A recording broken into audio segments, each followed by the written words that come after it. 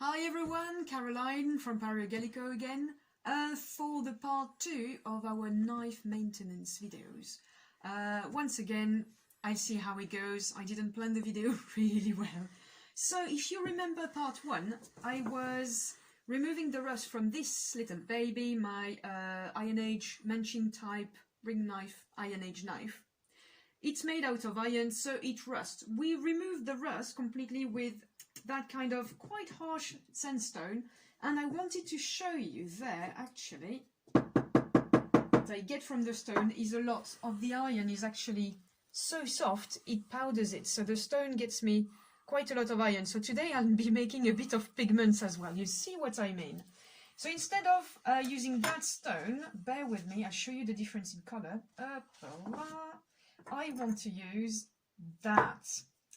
That's another type of sandstone, but mainly it's this one I'm interested in, and that I found somewhere near where I live, near the New Forest in southern England. So it's extremely powdery. You'll see how the knife actually removes the grain of it. Look at that. There you go. So I picked this one to actually make some yellow pigments. It's an iron oxide, but it's so grainy it will actually smooth all the sort of scratch traces and everything that I made on the blade to remove the rust. So I'm going to equalize all of that surface and then show you another way to polish it further. There you go.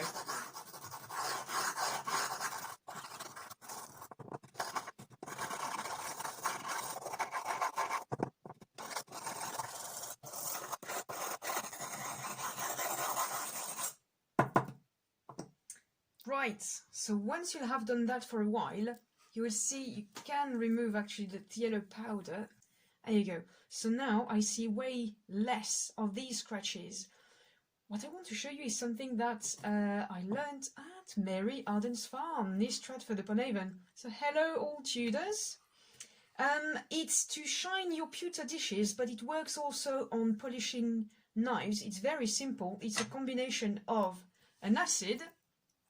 Here's cider vinegar. Because I do Iron Age, I prefer using cider vinegar. You can use malt vinegar as well. It's a byproduct of ale making. So an acid and something gritty.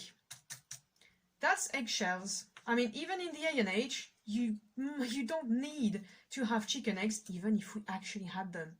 That's another story. You need to powder that, so any eggshell you can find will work. I prefer using, well, chicken eggs because they're very common. So you rinse them, you scratch that little skin that's inside it, and once they're dry, you powder them. So that I will do quickly.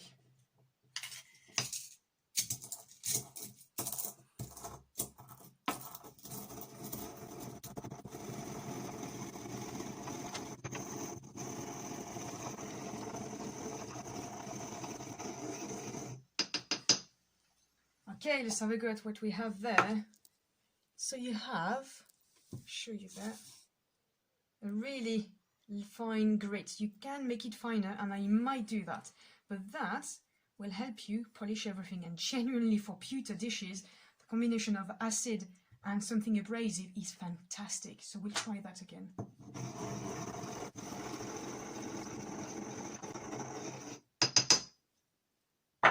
Right, so to do that, you don't need this paper, etc. I just keep it because on white you see better.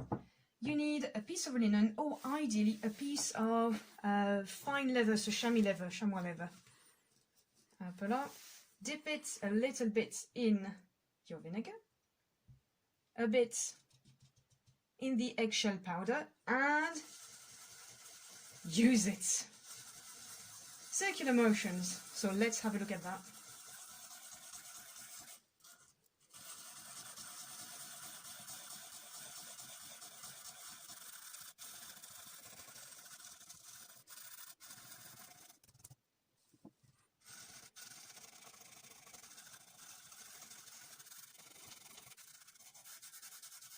Okay, I leave that half of the blade, that part of the blade, without touching it, just to see the difference.